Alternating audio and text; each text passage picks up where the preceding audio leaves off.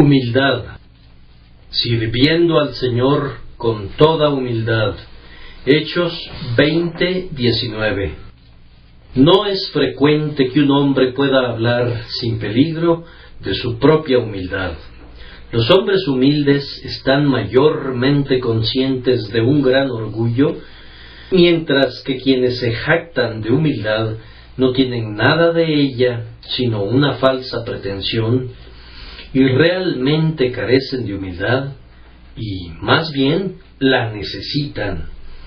Yo me cuestiono si alguien entre nosotros podría juzgar del todo en lo tocante a nuestra altivez o humildad, pues, en verdad, el orgullo asume con tanta frecuencia la forma de humildad cuando tiene que servir a su propio propósito, y la humildad, por otro lado, es tan perfectamente compatible con una celestial dignidad de decisión que no es fácil descubrir en todo momento cuál es la falsificación y cuál es la moneda preciosa y genuina. Ustedes recordarán que, en el caso de nuestro texto, Pablo habla por inspiración divina. Si no fuera por este hecho, yo no habría creído ni siquiera al propio Pablo cuando habló de su propia humildad. Desconfío de tal manera de nuestro juicio sobre este punto que si Pablo no hubiese hablado bajo el testimonio y la guía infalibles del Espíritu Santo, yo habría dicho que el texto no es cierto, y que si un hombre dijera que ha servido a Dios con humildad de mente, hablando meramente desde la perspectiva de su propio juicio, habría allí ante ustedes una clara prueba de que se trataba de un hombre orgulloso. Pero Pablo habla no para su propio encomio, sino con el único propósito de limpiar sus manos de la sangre de todos los hombres, conducido, sin duda, a hablar de esta manera por el Espíritu Santo, para ser un ejemplo para todas las generaciones venideras.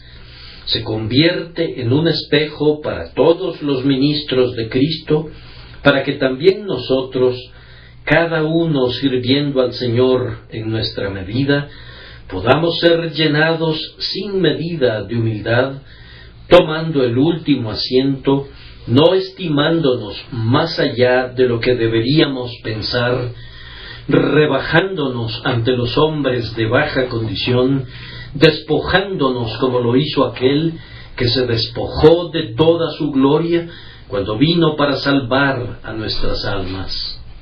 Esta mañana voy a tomar el texto y hablaré sobre él, conforme le agrade al Señor ayudarme en mi debilidad, de esta manera. Primero, voy a hablar del alcance de la humildad. Notarán que el texto dice, sirviendo al Señor con toda humildad. En segundo lugar, voy a hablar acerca de las pruebas a las que se verá sujetada nuestra humildad. Y, en tercer lugar, acerca de los argumentos mediante los cuales hemos de sustentarla, generarla y sostenerla en nuestras almas. Y luego, en cuarto lugar, voy a exponer algunos efectos prácticos de la humildad, o más bien, exhortarlos a que los muestren, al igual que yo he de hacerlo, en nuestra vida diaria. Primero, entonces, consideraremos el alcance de la humildad. Es una expresión, en cierto modo, sorprendente.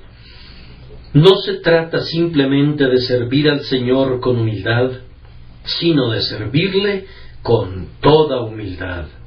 Hay muchas especies de orgullo. Tal vez, mientras recorro la lista, si consideran el contraste, serán capaces de ver que también ha de haber muchas clases de humildad. Tenemos en nuestra lista el orgullo del hereje, que quiere revelar doctrinas falsas porque considera que su propio juicio es mejor que la palabra de Dios. No acepta nunca sentarse como un niño y creer lo que se le dice. Es un disputador, pero no puede ser un discípulo. Insiste en que su propia razón debe ser la fuente de sus propias creencias y no acepta nada que esté más allá de su propio alcance. Ahora, Pablo nunca tuvo el orgullo de un hereje. Podía decir: lejos esté de mí gloriarme, sino en la cruz de nuestro Señor Jesucristo. Es más, Pablo estaba tan dispuesto a sentarse a los pies de Jesús que consideraba todo el conocimiento que había recibido a los pies de Gamaliel como sin valor alguno en sí mismo, y se volvió un necio para que pudiera ser sabio. No hablaba con palabras persuasivas de humana sabiduría, sino con demostración del Espíritu y de poder. Tenemos a continuación el orgullo del papista, que atribuye mérito a sus propias obras y espera ganar el cielo como una recompensa a sus propias acciones. Pablo estaba totalmente libre de eso. Poseía humildad, que es precisamente lo contrario de eso. Con frecuencia decía, cuando hablaba de sí mismo: ya no vivo yo, mas vive Cristo en mí. Aprendió a contar su justicia como trapo de inmundicia, y todas sus acciones previas las tenía por escoria y estiércol para ganar a Cristo y ser hallado en él. Enseguida tenemos el orgullo del curioso, el hombre que no se contenta con las cosas simples y debe hurgar en los misterios. Si pudiera, treparía hasta el eterno trono y hurgaría entre esas hojas plegadas y rompería los 7 sellos del misterioso libro del destino. Ustedes saben bien que el apóstol tiene muchas cosas en sus escritos que son difíciles de entender y, sin embargo, hubo de expresarlas llevado por el Espíritu. Y nunca se encuentran en los escritos del apóstol, como sí lo hacen en la predicación de algunos ministros y como sí lo hacen en la conversación de algunos individuos profesantes, con algún intento de reconciliar la predestinación con el libre albedrío. Para Pablo bastaba con predicarles a los hombres como agentes libres y exhortarlos al arrepentimiento. Estaba más que dispuesto a explicar que Dios produce en nosotros así el querer como el hacer por su buena voluntad, mientras nosotros debemos ocuparnos también en nuestra salvación con temor y temblor. Pablo no sintió nunca curiosidad por encontrar dónde se entrecruzaban las líneas de la verdad. Estaba perfectamente contento con tomar su doctrina del espíritu de su maestro y dejar las fábulas de las ancianas y las genealogías interminables y las disputas y cuestionamientos para quienes no podían atender a mejores invitados. Además, tenemos el orgullo del perseguidor, el hombre que no está contento con sus propias ideas, pero que decide perseguir hasta la muerte las ideas de otro. El orgullo que me sugiere que yo soy infalible y que si alguien difiere de mí, la hoguera y el potro de tormento serían los merecimientos debidos para un pecado tan grande cometido contra una persona tan grande como yo. Ahora, el apóstol siempre actuó con la mayor sabiduría y amabilidad para con aquellos que estaban fuera, y aunque con suma frecuencia fue golpeado con varas, o expuesto a falsos hermanos y citado ante los magistrados, pienso que no tenía nada del espíritu de Elías, que quería hacer descender fuego del cielo sobre cualquier hombre. Era bondadoso y poseía ese amor que es sufrido y todo lo espera, todo lo soporta y todo lo cree. En esto también tienen un ejemplo de toda humildad. tenía la humildad de un hombre de espíritu generoso. Y está el orgullo del hombre impenitente, que no quiere someterse a Dios, que dice: yo soy libre, yo no estuve nunca bajo el dominio de nadie, mi cuello nunca ha sentido la rienda y mi quijada nunca experimentó el freno. No sucedió así con nuestro apóstol. Él fue siempre humilde, enseñable y lleno hasta la aflicción de un sentido de su propia indignidad. Miserable de mí, dijo, ¿quién me librará de este cuerpo de muerte?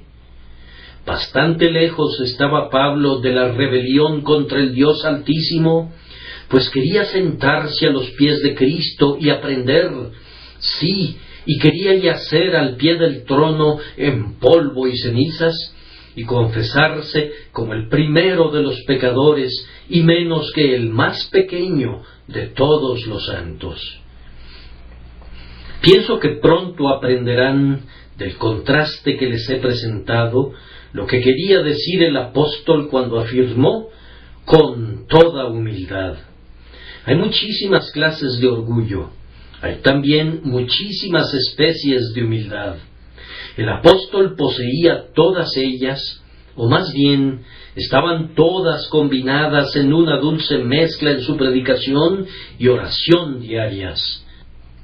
Para darles en esta mañana una más clara visión del alcance de la humildad, voy a presentarla de otra forma. Algunos de los antiguos escritores que gustaban de usar términos que sonaran muy parecidos, dicen: hay una humildad propuesta o humildad previa al servicio de Dios, hay una humildad opuesta o humildad durante el servicio de Dios que continúa a prueba, y hay, en tercer lugar, una humildad impuesta, cuando el alma, consciente del pecado durante el acto, se impone la tarea de encorvarse delante de Dios y ofrecer arrepentimiento por su pecado. Sin que demos mucha importancia a estos términos, pues pienso que los antiguos escritores se excedieron más de lo debido para establecerlos, me contentaré con la sustancia. Hay una humildad antes de servir a Dios. Cuando un hombre carece de ella, se propone su propia honra y su propia estima al servir a Dios. Cuán fácil es que prediquemos un sermón poniendo nuestra mirada en nuestros oyentes, esperando que estén satisfechos con nosotros y digan: habló muy bien, ese hombre es un orador, es elocuente. Sí, y cuán fácil es que se propongan agradarse a ustedes mismos, de tal manera que puedan decirse al descender de la tribuna: a mi juicio no he fallado hoy y estoy muy satisfecho conmigo mismo. Esto es un orgullo antes del servicio que dañará todo. Si no llegamos al altar de Dios humildemente, no podemos llegar aceptablemente. Ya sea que prediquemos, u oremos, o demos limosna, o que hagamos cualquier cosa, es necesario que nos inclinemos a un nivel muy bajo antes de que entremos a la obra, pues si no fuera así, la autocomplacencia y la autoalabanza se quedarán al fondo de todo y Dios no podría ni querría aceptarnos. Miren a tantos cristianos, cuán poca de esa humildad anterior al servicio tienen. Ellos elegirán aquella posición en la iglesia que les proporcione la mayor honra, y si hubiera que hacer algún trabajo que no les confiriera alguna buena posición, dejarían que lo hicieran los demás. Si ustedes requirieran que alguien ocupe una honorable posición en la iglesia, podrían encontrar a muchas personas, pero si necesitaran a alguien que sirviera de criado en la casa de Dios, que fuera el menor en la herencia de Dios, cuán difícil les sería encontrar un individuo. Nos agrada tanto el oropel de la publicidad y la gloria de la estima del hombre que, no lo dudo, en todos nosotros hay un gustillo por elegir nuestra posición, motivados por los honores más bien que por la gloria de Dios. Pero nunca fue así con el apóstol Pablo. Me parece verle ahora trabajando mucho después de la medianoche, fabricando sus tiendas, pasando puntada tras puntada con su aguja por entre la dura lona, trabajando siempre para proveer para sus propias necesidades individuales, porque un pueblo poco generoso retenía la recompensa de su obrero. Luego veo a ese fabricante de tiendas subir al púlpito con sus manos todas ampolladas a consecuencia de su duro trabajo, vueltas ásperas y callosas como las manos de un obrero. Ustedes dirían de inmediato de él, al pararse para hablar, ese hombre nunca pretende para sí mismo las alabanzas de sus oyentes. Él no es como el orador griego que desearía ir a cualquier parte para obtener el aplauso, que se desviaría para contar cualquier historia o que predicaría cualquier cosa, si pudiera, para hacer que su audiencia dijera: él es un orador. Registrémoslo entre los nombres de los grandes, pongamos la corona sobre su cabeza y celebrémosle por toda Grecia como el hombre de la boca de oro que puede hablar con mucho poder, como si las abejas de Hibla hubieran producido su miel en los labios de ese orador. Nunca podrías ver eso en Pablo. Podrías descubrir de inmediato que su solitario propósito era ganar almas y glorificar así a Cristo. Trabajemos en pos de esto como una parte de toda humildad. Pero además sigue a continuación la humildad durante el acto. Cuando un hombre descubre que Dios está con él, puede llegar a ser lo suficientemente vil para glorificarse a sí mismo. Pudo haber sido muy humilde, en verdad, cuando comenzó la batalla, pero hay un enemigo allí a sus pies y otro acaba de ser derribado por un golpe de su mano derecha y el maligno le susurra a su oído: lo has hecho muy bien, estás combatiendo muy bien. Y luego el orgullo interviene y lo arruina todo. El salmo que comienza diciendo «no a nosotros» es excelente. David consideró necesario repetirlo 2 veces: «no a nosotros, oh Jehová, no a nosotros». Y luego propina el golpe mortal con la siguiente frase: «sino a tu nombre da gloria». Cantar ese himno cuando estás poniendo tu pie sobre tus enemigos, cantar ese himno cuando estás recogiendo la abundante cosecha, cantar ese himno cuando el pueblo de Dios está siendo alimentado bajo tu ministerio, cantar ese himno cuando vas de poder en poder, venciendo y para vencer, manifestará un saludable estado de corazón.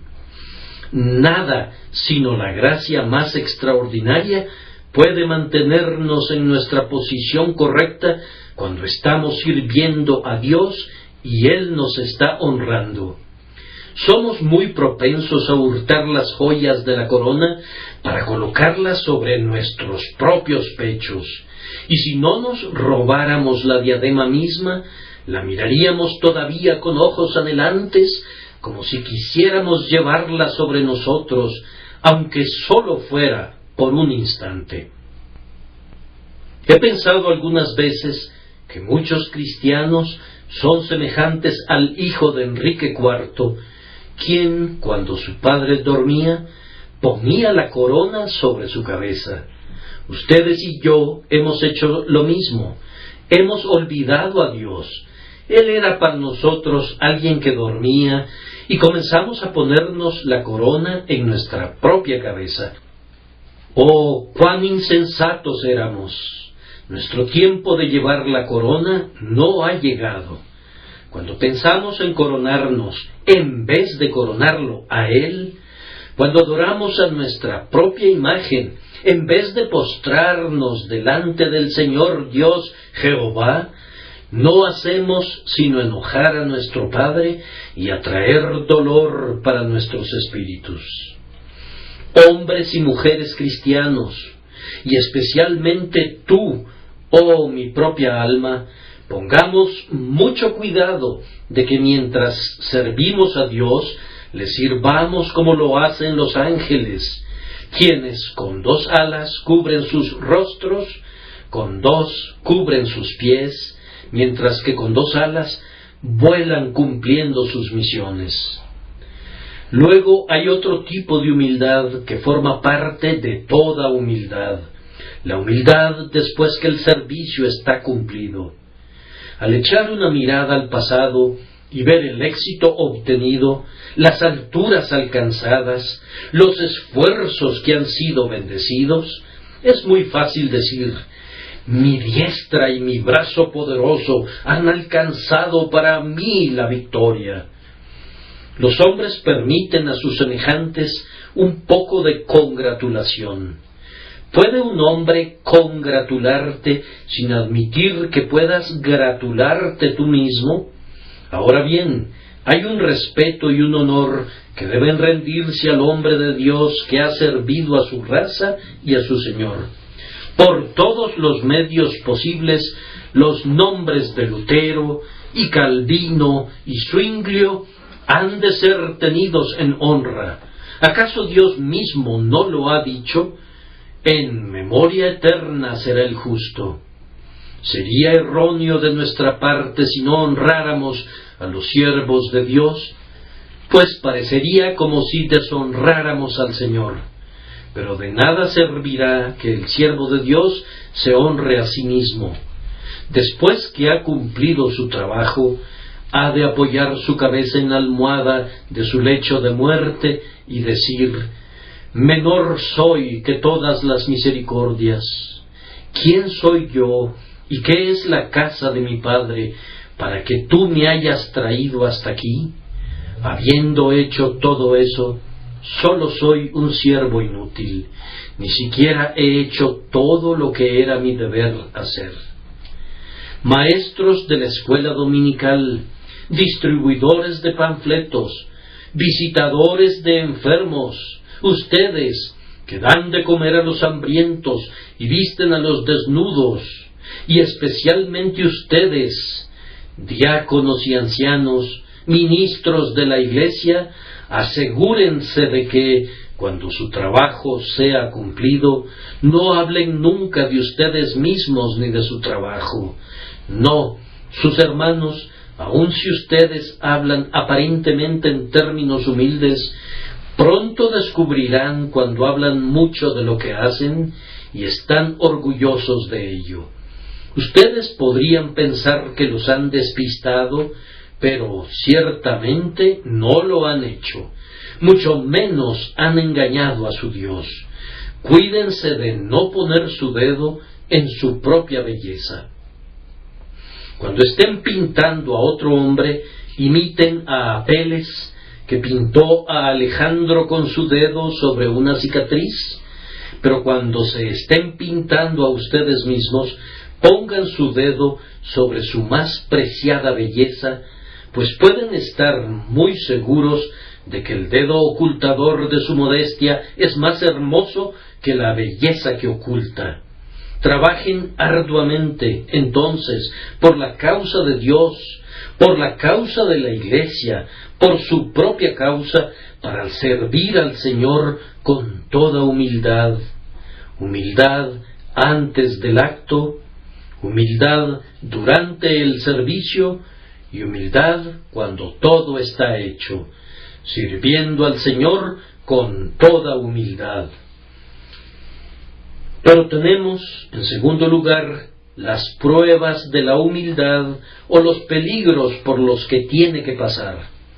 Y primero y ante todo, Una de las pruebas a las que la humildad será expuesta es la posesión de una gran habilidad.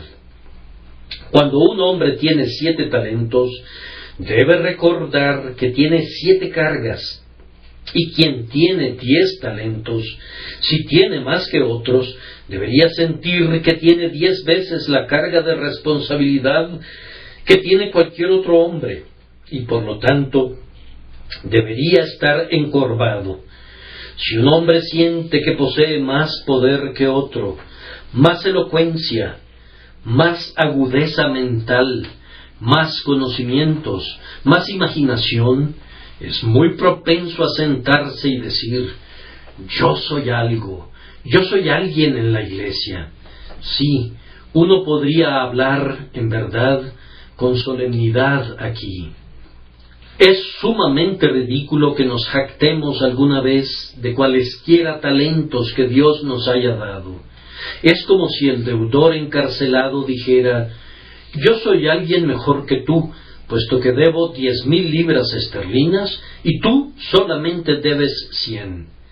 Entre más tengamos, más deberemos. ¿Y cómo podría haber una base para jactarse de eso?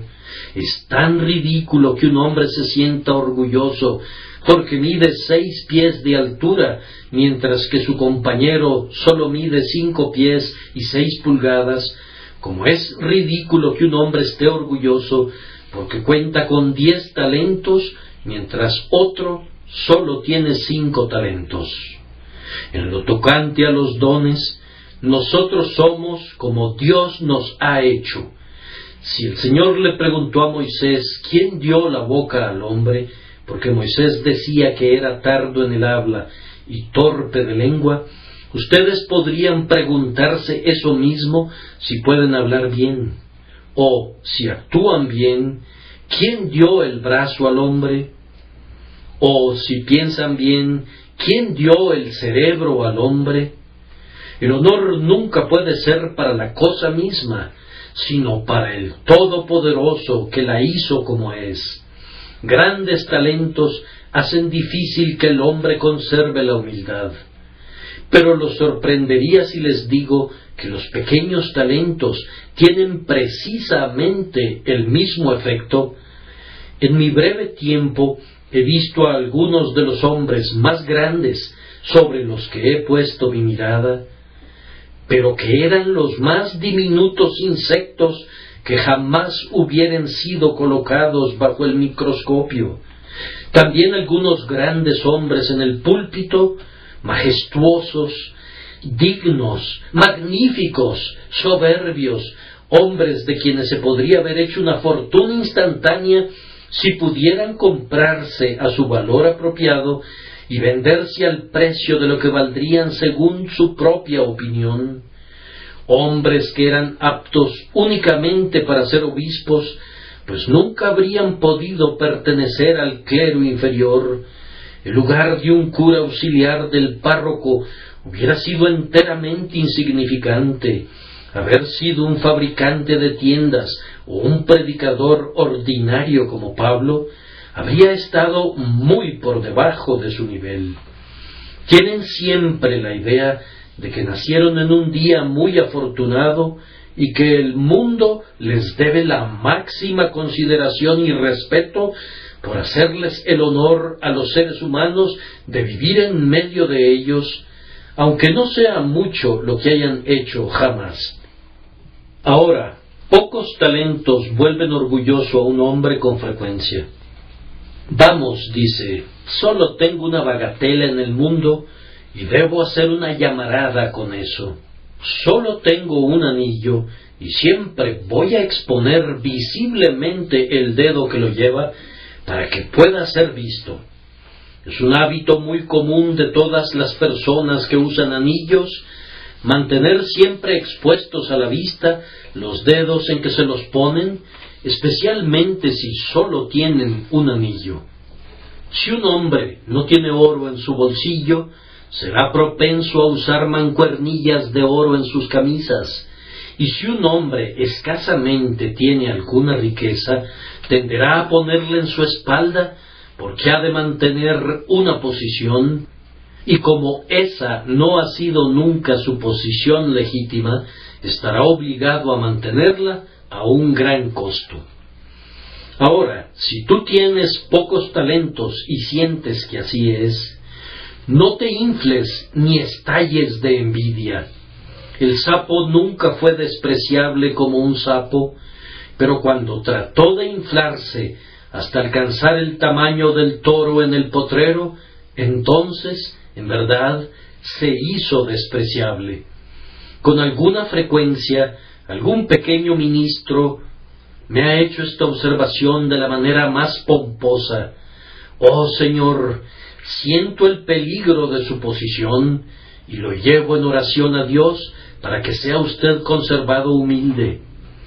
Estoy sumamente agradecido con el caballero, pero estoy seguro de que yo podría orar por él a manera de un intercambio para que fuera conservado humilde una vez en su vida, pues nunca supo lo que era la humildad en tanto que estuviera personalmente preocupado.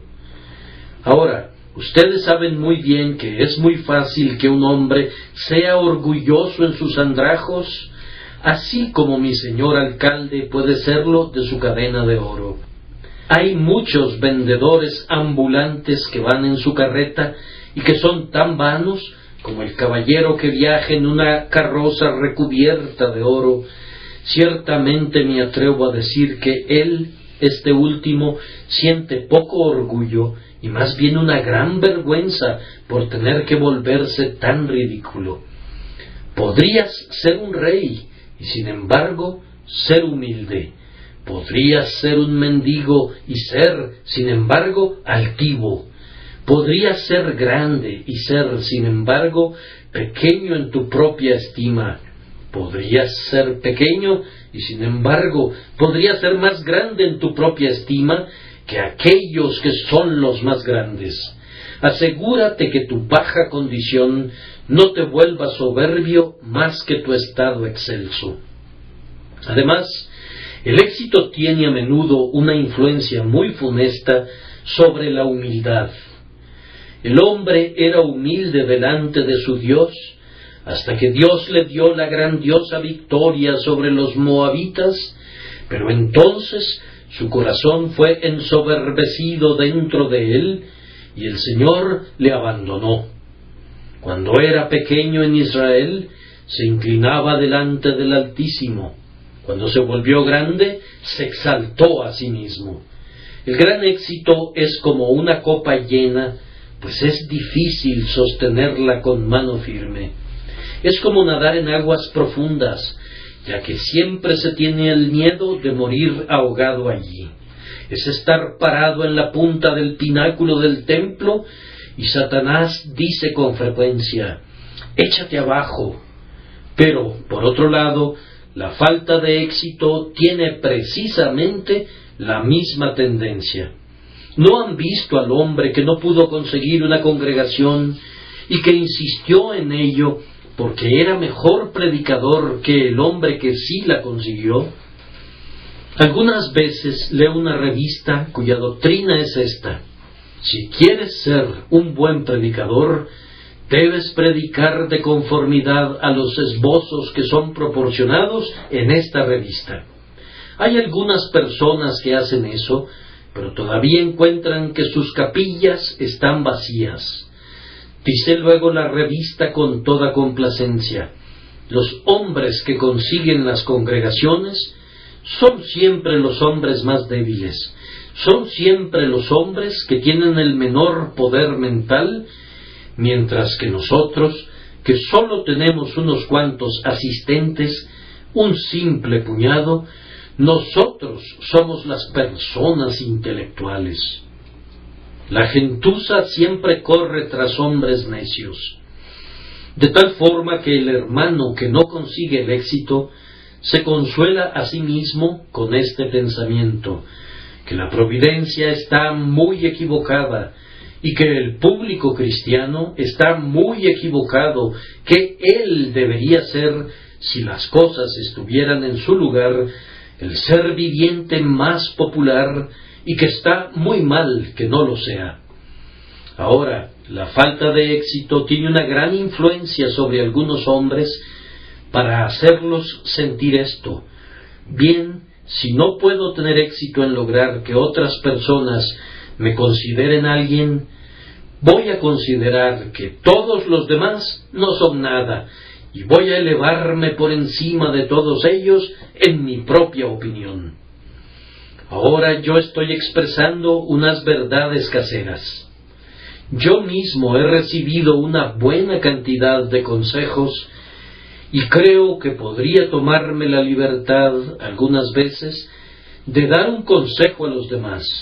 Espero que quienes están pensando siempre que el éxito verdaderamente implique el orgullo, se entreguen a la consoladora reflexión que su falta de éxito, que les sugiere muy amargos pensamientos acerca de sus hermanos, podría ser también orgullo, solo que en otra dirección. De la misma manera, el largo disfrute de la presencia del Señor tiene una tendencia a hacernos altivos. Caminar todo el día a la luz del sol nos expondrá al peligro de una insolación. Es mejor no sentarse demasiado cerca del fuego, pues uno puede resultar quemado. Si no experimentamos otra cosa sino plena seguridad, eso podría volvernos presuntuosos.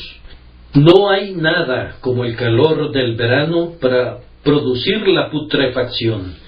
Cuando experimentas gozos que duran por largo tiempo, debes temer y temblar por toda la bondad de Dios. Pero, por otro lado, las dudas que prosiguen por largo tiempo engendrarán orgullo. Cuando un hombre ha estado dudando por largo tiempo de su Dios y desconfiando de su promesa, ¿qué es eso sino orgullo? Quiere ser alguien y quiere ser algo. No está dispuesto a creer en su Dios en la oscuridad. Piensa de hecho que Dios trata duramente con él al permitirle que caiga en el menor desaliento. Piensa que debería experimentar siempre gozo y satisfacción, y así llega a suceder que sus dudas y temores son tan eficaces progenitores del orgullo como podría haberlo sido la seguridad. De hecho, para acortar una historia muy larga, pues podría proseguir con estos dos lados del asunto toda la mañana. No hay una posición en el mundo en la que un hombre no pueda ser humilde si tiene la gracia. Y no hay una condición bajo el cielo en la que un hombre no sea orgulloso si fuere abandonado a sí mismo. Les ruego que no piensen nunca que dejando una condición y alcanzando otra, eso les servirá de alguna ayuda para su humildad. Es verdad que el muchacho campesino en el valle de la humillación cantó: quien está abajo no necesita temer caer, quien está abatido no tiene orgullo, quien es humilde siempre tendrá a Dios como su guía. Pero me atrevería a decir que el mismo muchacho cantaba a veces en ese mismísimo valle canciones de desaliento y salmos de orgullo y de perversa rebelión contra su Dios. No es el lugar, sino el corazón. No es la posición, sino la gracia. Si Dios le sostiene, el hombre está tan seguro sobre un pináculo como sobre un terreno nivelado. Y si Dios no está con él, peligra tanto en el valle como sobre el lugar elevado. Si el Señor le abandona, caerá en cualquiera de los dos lugares. Si el Señor está con él, estará de pie en cualquier posición.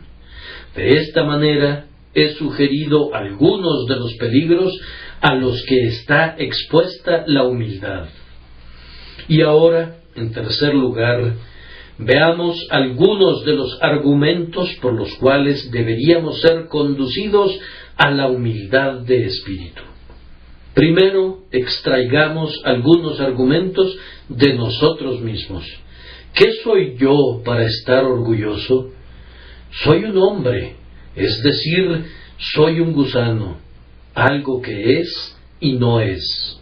Un ángel, cuánto me sobrepasa, y sin embargo, el Señor notó necedad en sus ángeles, y ni aun los cielos eran limpios delante de sus ojos. Cuánto menos, entonces, debería el Hijo del Hombre, una criatura llena de pecado, alzarse y exaltarse a sí mismo como si fuese algo. Verdaderamente, el hombre en su mejor condición es solamente vanidad. Su vida es un sueño, un espectáculo vacío.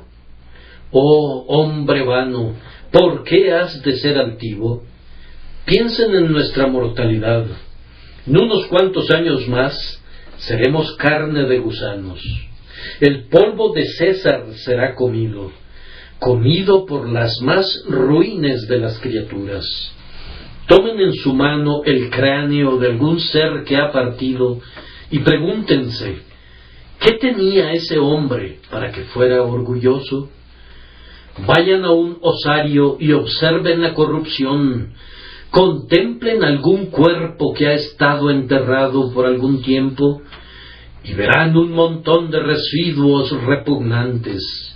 Y, sin embargo, ustedes y yo andamos cargando en nosotros los elementos de toda esa putridez, el alimento de toda esa podredumbre. ¿Cómo nos atrevemos, entonces, a ser altivos? Tengo en mi casa un cuadro que está tan admirablemente concebido que, cuando lo miras de cerca, ves a dos niñitos en la flor de la edad, jugando, gozando de la mutua compañía. Si te alejas un poco del cuadro, los contornos se tornan más y más difusos, y estando a unos cuantos metros de él, se convierte en una calavera, con ojos huecos y vacíos, y los huesos del cráneo y las mandíbulas, una perfecta calavera. Ahora, esto es lo que somos nosotros. Cuando estamos mirando al tiempo con nuestra pobre vista miope, parecemos seres hermosos que están llenos de vida, pero si nos paramos a una distancia escritural y contemplamos estas cosas, pronto percibimos que no somos nada, después de todo, sino calaveras. ¿Qué derecho tenemos, entonces, de ser altivos? Empieza a no ser orgulloso, hombre, hasta que tu vida esté segura, y tú sabes que eso no sucederá nunca. Tú, burbuja, no te jactes de los diversos colores que tienes, pues tú estallarás violentamente. Tú, glorioso arco iris, no te exaltes por causa de tus variados tintes. Cuando el sol retira su luz o la nube lo oculta, tú desapareces. Oh tú, nube aborregada que pronto te has de disolver sobre la tierra y serás disuelta para siempre, no pienses en ti ni en tus glorias arreboladas, pues pronto partirás y te desvanecerás. Cada vez que tu humildad cede y tu orgullo alza su cabeza, piensa que eres mortal, y el esqueleto debería enseñarte humildad. Pero hay un argumento que todavía es más convincente que este. ¿Qué son ustedes sino criaturas depravadas? Cuando el Hijo de Dios está en su mejor condición, no es nada mejor que un pecador en su peor condición, excepto en la medida en que Dios lo ha hecho diferir. Allí va John Bradford, si no fuera por la gracia de Dios. Es más, allí va Pablo, dispuesto a maldecir, si no fuera por la gracia de Dios. Allí va Pedro para convertirse en Judas, a menos que Cristo ore por él, para que su fe no flaquee. Un pecador salvado por la gracia y sin embargo altivo. Fuera con esa desfachatez. Dios, perdónanos y líbranos de ese mal. Pero entonces pensemos que no solamente somos depravados al punto que estamos inclinados a pecar, sino que hemos pecado. ¿Y cómo podemos entonces ser altivos? Pecadores cuyos merecimientos más sublimes son la ira de Dios y las ardientes llamas del infierno. ¿Cómo podemos aventurarnos por un solo instante a ponernos en la posición de aquellos que hubieran hecho algo meritorio o pudieran reclamarle algo a nuestro Dios? Verdaderamente, ustedes y yo podríamos ponernos de pie y decir: ¿qué es el hombre para que tengas de él memoria, y el Hijo del hombre para que lo visites? Entre más nos contemplamos, si somos guiados por el Espíritu de Dios, más razones encontraremos para servir al Señor con toda humildad. Pero no solamente hay razones en nosotros mismos, sino que hay razones en Cristo. Nuestro Señor nunca fue exaltado desmedidamente.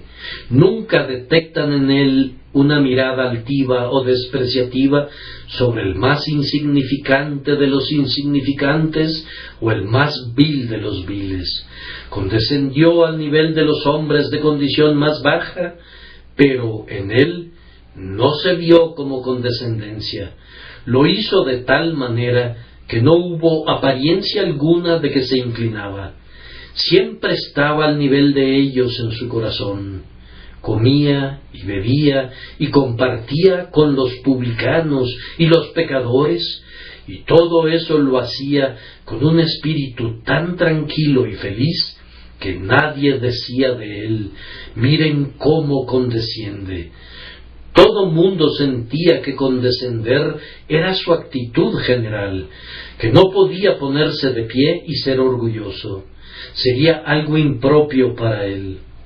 ¿Será el siervo más que su señor o el discípulo más que su maestro?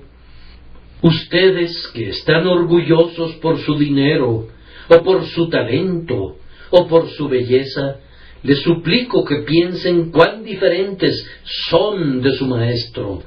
No había nada en él que les impidiera acercarse a él, pero había todo en él que los atraía hacia él.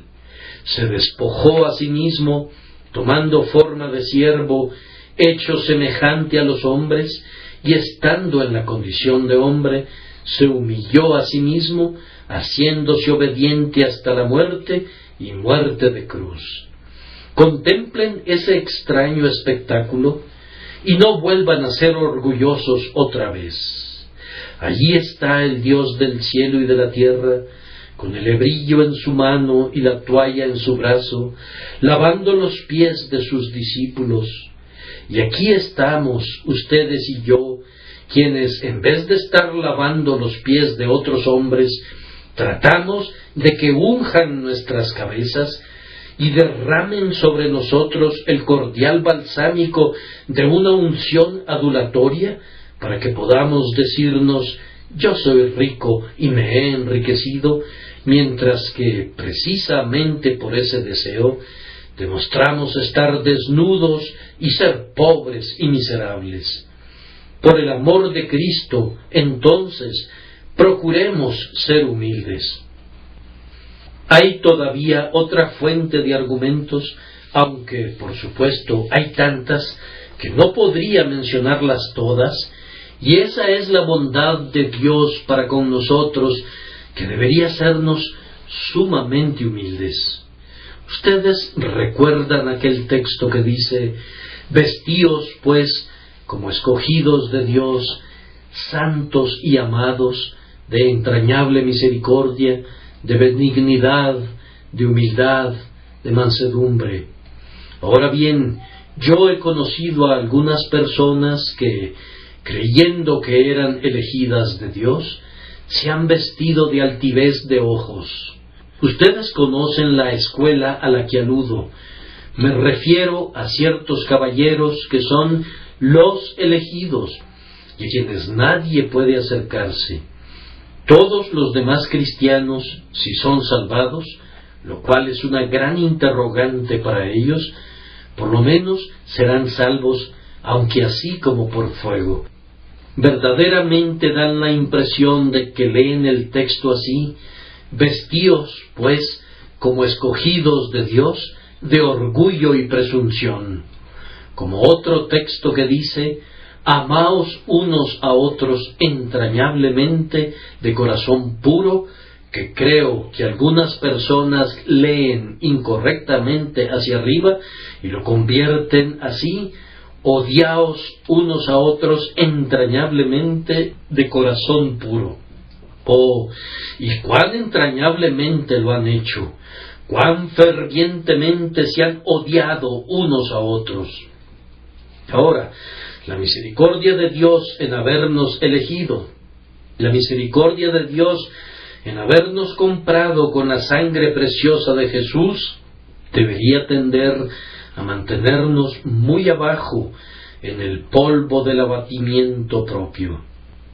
¿Qué había en ti que pudiera meritar estima o que pudiera darle deleite al Creador? ¿Qué había en ti para que Cristo te comprara con su preciosa sangre? ¿Qué había en ti para que fueras hecho templo del Espíritu Santo? ¿Qué hay en ti para que seas llevado al cielo, para que seas llevado a sentarte con Abraham e Isaac y Jacob a la diestra de Dios? ¿Qué si has sido injertado en el buen árbol de olivo? Recuerden que una vez fueron pámpanos del olivo silvestre y ahora no son nada sino injertos. ¿Qué si ahora tu rama se inclina por el peso de su fruto, y sin embargo hubo un tiempo cuando no producían nada sino manzanas de Sodoma y uvas de Gomorra? Bendice a Dios y dale gracias, porque la raíz te sustenta a ti, pero tú no sustentas a la raíz. ¿Qué tienes que no hayas recibido? ¿Quién te hizo diferente? Tus mismos dones te han sido dados por el amor que elige. Dios te los dio, no porque los merecieras, sino porque dispuso hacerlo así. Te ha hecho un vaso para honra, te eligió y te hizo en un molde hermoso y atractivo. Te hizo un vaso hermoso que expone la habilidad del maestro. Pero, ¿quién te hizo? ¿Quién te hizo?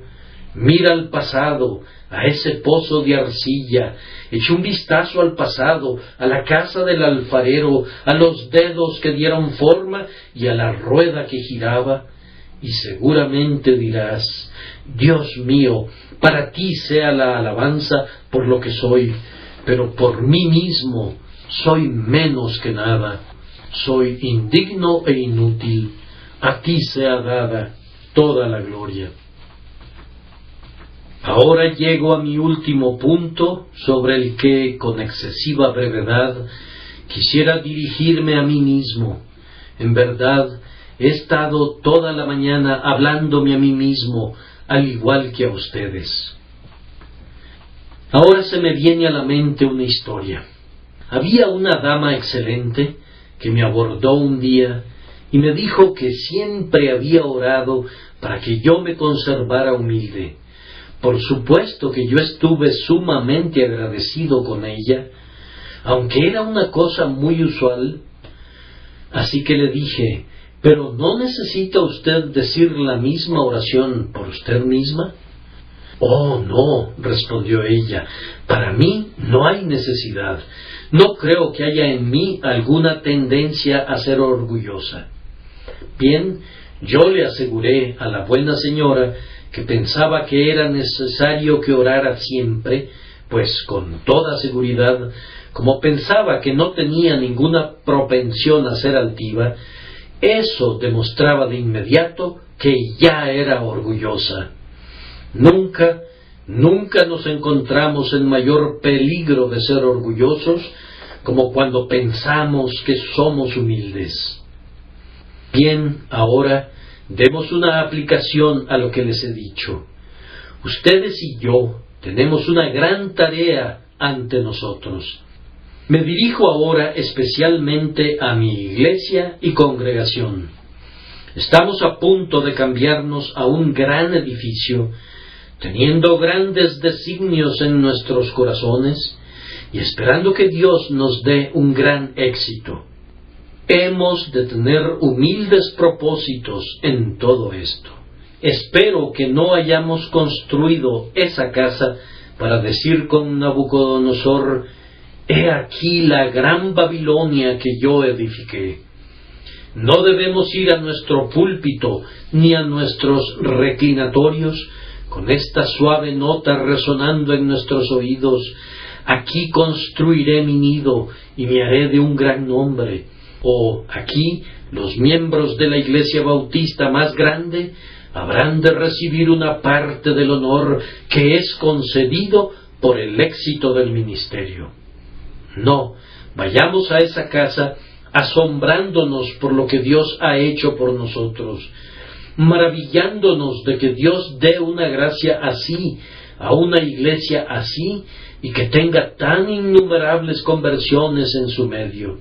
Entonces, cuando nos hayamos establecido en nuestra obra, cuando veamos que Dios nos está bendiciendo, mantengámonos siendo humildes delante de Él. Si queremos perder la presencia de Dios, eso puede lograrse pronto. El orgullo puede cerrar la puerta en el rostro de Cristo. Basta que saquemos nuestras tablas y escribamos: «Dios está por mí, por tanto he de estar orgulloso». Solo digamos con Jehú: «Ven conmigo y verás mi celo por Jehová», y la presencia de Dios pronto se apartará de nosotros, y la palabra Icabod será escrita en la parte frontal de la morada. Y permítanme decirles a quienes ya han hecho mucho por Cristo como evangelistas, ministros, maestros y no sé cuántas cosas más, que no se sienten y se congratulen por el pasado. Vayamos a casa y pensemos en todos los errores que hemos cometido, en todos los yerros en que hemos incurrido y en todas las insensateces a las que hemos sido traicionados, y creo que en vez de congratularnos a nosotros mismos, diremos: «De oídas te había oído, mas ahora mis ojos te ven, por tanto me aborrezco y me arrepiento en polvo y ceniza». Humillémonos delante de Dios. Ustedes saben que hay un mundo de diferencia entre ser humilde y ser humillado. Quien no quiera ser humilde será humillado. Humíllense, por tanto, bajo la poderosa mano de Dios, y Él los elevará, no sea que los deje, porque sostienen sus cabezas demasiado en alto. Y si me estoy dirigiendo a alguien aquí esta mañana que es muy exaltado por la nobleza de su rango, que tenga lo que el poeta llama el orgullo del blasón, la pompa del poder, le suplico que sea humilde. Si alguien quiere tener amigos, debe ser humilde. La humildad nunca le hizo daño a nadie. Si te inclinas cuando pasas a través de la entrada, aunque sea alta, no te hará daño que te inclines, pero podrías haberte golpeado tu cabeza si la hubieras mantenido en alto. Aquel que está dispuesto a no ser nada, pronto encontrará a alguien que quiera convertirlo en algo, pero si quisiera ser algo, no será nada, y todos los hombres procurarán hacerlo menos que nada. Vayan entonces, se lo suplico, como cristianos, y hablen con el pobre y el necesitado. Sean amables y afectuosos para con todos los hombres. Su vida cristiana ha de sugerir cortesía cristiana y la cortesía caridad. En cuanto a ustedes, que nunca han creído en el Señor Jesucristo, es inútil recomendarles que sean humildes, pues ¿cómo podrían obtener la flor mientras no tengan la raíz? Comiencen, se lo suplico, con la raíz. Esta es la raíz de toda gracia cristiana, la fe en Cristo. Vengan hoy a Cristo tal como son. Confíen en Él con su alma pobre y culpable. Crean que Él quiere salvarlos y es capaz de hacerlo. Depositen su confianza en Él únicamente. Entonces serán salvados, y siendo salvos con una salvación tal, producirán humildad como uno de los dulces frutos del Espíritu de Dios, y el fin será vida eterna.